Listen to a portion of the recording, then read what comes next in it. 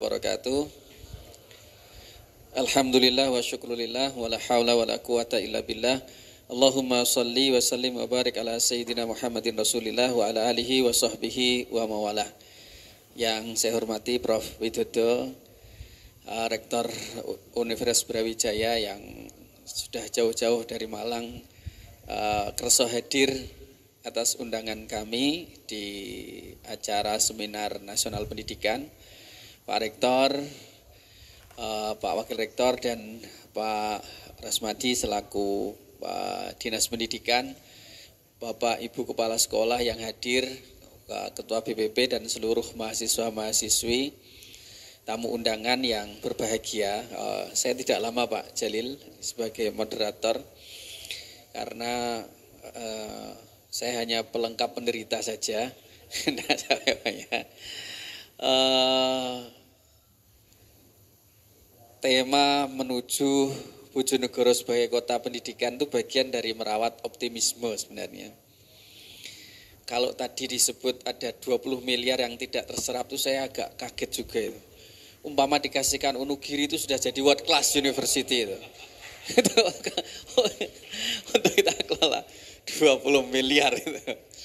Luar biasa. Tapi tadi Pak Rektor sempat bernostalgia dulu ada PGA. Itu ternyata begini, ada yang menarik menurut saya survei 2000-an di Jogja itu mengapa orang menyekolahkan anak ke Yogyakarta. Itu salah satu faktornya adalah nostalgia. Makanya sampai Katon Bagaskara kan buat lagu ya, Yogyakarta itu. Itu karena banyak sekali, memang betul kata Pak Nurul Huda, sejak awal itu memang Jogja itu didesain betul sejak mulai keraton berdiri tahun 1950 1570-an itu juga berdiri pendidikan juga, sehingga banyak sekali orang-orang tuanya gitu yang dulu sekolah lalu kemudian menyekolahkan anaknya sebagai bentuk satu nostalgia. Itu cukup menarik itu. Tapi untuk merawat nostalgia itu tahun 2003 itu Pemda DIY mengeluarkan perda, langsung mengeluarkan perda yang bunyinya itu yang kalau di bahasanya Pak Nurul itu adalah visi misi, bahwa Jogja itu adalah sebagai kota pendidikan, kota budaya, kota pariwisata, dan itu langsung membuat renstra. Jadi rencana strategis bahwa tahun 2020. Jadi untuk merawat itu ya, untuk merawat image bahwa ini tetap harus menjadi kota pendidikan, itu membuat renstra mereka. Renstra yang 2020 itu puncaknya bahwa Jogja itu memang betul-betul menjadi pusat pendidikan, kota pendidikan. Nah ini memang kalau saya lihat Malang, hasil sebuah penelitian yang saya baca di jurnal, itu cukup menarik bagian kehumasan Pemkapnya.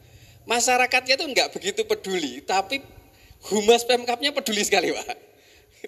Lalu kemudian mengadakan kolaborasi yang pada intinya adalah membangun citra. Dan ternyata bangunan citra ini menjadi penting sekali, sangat penting sekali. Lebih uniknya lagi ternyata kota pendidikan itu disandingkan dengan kota pariwisata. Nah, kembali ke Bojonegoro dengan APBD yang sangat luar biasa besarnya dan komitmen dari Pemkap yang sekarang sudah mulai ditunjukkan dengan banyaknya tadi disampaikan beasiswa-beasiswa itu, maka untuk merawat optimisme menjadi kota pendidikan atau destinasi ini memang tidak ringan, karena ini tadi saya buka angka partisipasi kasar saja, APK dan APM-nya.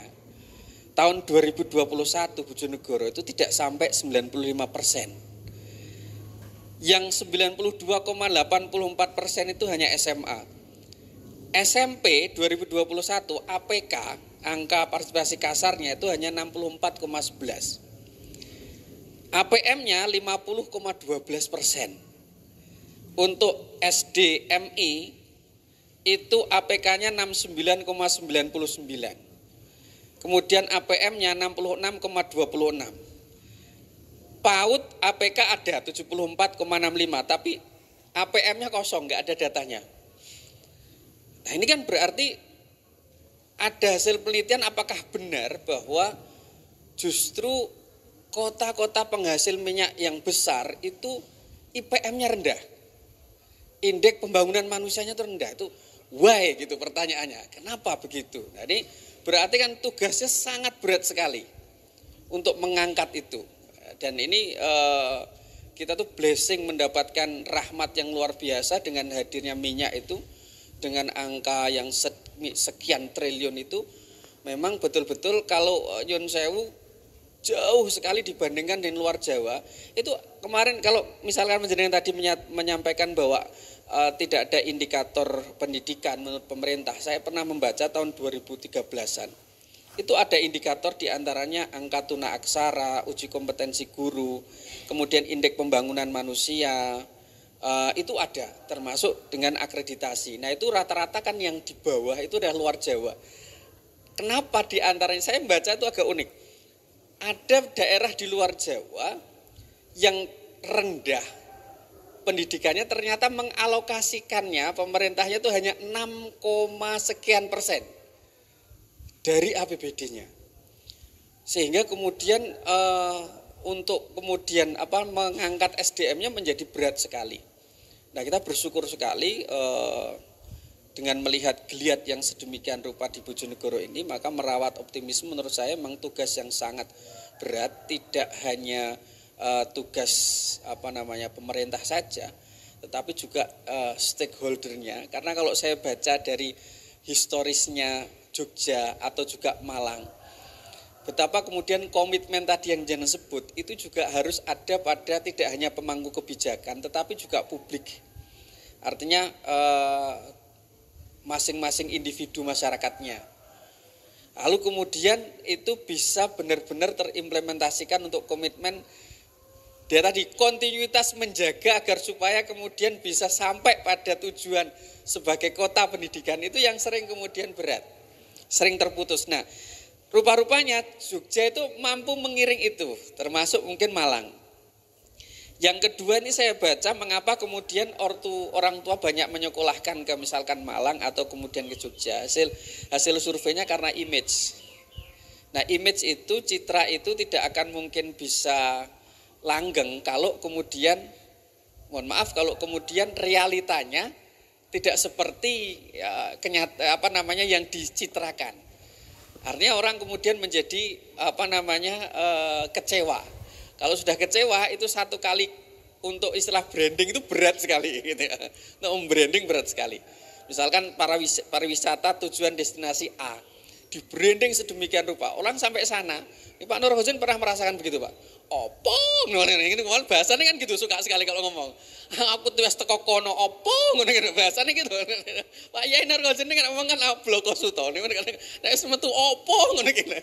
Kalau bahasa anak sekarang piye toki gitu ya maksudnya. Bahasanya. Nah, kemudian termasuk biaya pendidikan murah. Dan salah satunya diantaranya yang kemudian image dan realita dulu kalau misalkan di Jogja adalah biaya pendidik, tidak hanya biaya pendidikan tapi biaya hidup. Biaya hidup yang kemudian juga murah. Nah ini sebenarnya ada banyak sekali faktor yang membangun karakteristik. Saya ngambil beberapa jurnal. Mengapa kemudian misalkan Jogja atau kemudian Malang karakteristiknya mengapa menjadi kemudian kota pendidikan. Dan hal-hal kecil tadi itu hanya bagian dari yang saya sampaikan dari hasil penelitian itu. Harapannya adalah diskusi ini adalah diskusi untuk kemudian mencari masukan, Pak. Mencari masukan, lalu kemudian menjadi sebuah komitmen bersama. Dari komitmen bersama ini bagaimana kemudian menjadikan Bojonegoro ini menjadi destinasi pendidikan, dari tujuan pendidikan, bukan lagi kemudian hanya dalam tanda kutip buangan, tapi menjadi destinasi. Dan akhirnya kalau dalam bahasanya Pak Rektor jadi nostalgia lagi gitu. Nostalgia lagi, yang dulu orang datang menyekolahkan anaknya ke sini akan menjadi ke sini lagi. Nah kalau Nyun Sewu, ini terakhir saja karena biar nanti lebih banyak lagi ada pertanyaan. Kalau dari historitas, kalau Jogja sudah lama, kita sebenarnya juga sudah lama punya dunia pendidikan. Abu Dharin itu berdiri 1919 kalau nggak salah Pak Rektor ya. Jadi pondok-pondok yang tua di kita ini di Bojonegoro ini kan kalau di catatannya Pontren itu ada sekitar 300-an lebih pondok pesantren. Dan yang berdiri tua sekali itu ya termasuk diantaranya misalkan contoh Abu Dharin itu kan sebelum Indonesia merdeka bahkan.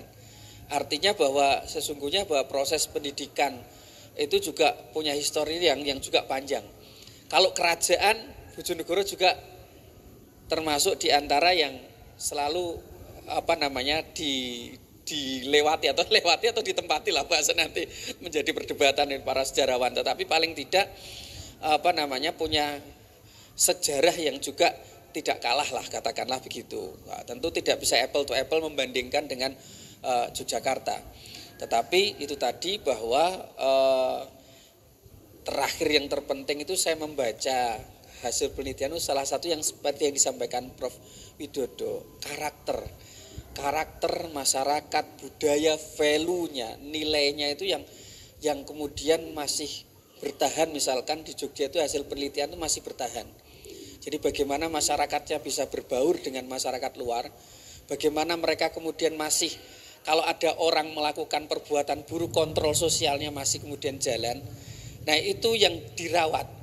Dan ternyata peran diantara yang paling besar adalah peran keraton. Nah kalau bahasa saya di sini adalah peran pondok pesantren. Dan peran pondok pesantren itu kalau maksimal mereka menjadi kalau tidak disebut sebagai pengawas, ya disebut sebagai juga ikut untuk kemudian melestarikan budaya-budaya yang nilai-nilai yang hadir di masyarakat Bojonegoro yang saya yakin juga sama dengan masyarakat Jawa pada umumnya. Saya rasa itu, mohon maaf, terima kasih. Wallahul muwaffiq. Assalamualaikum.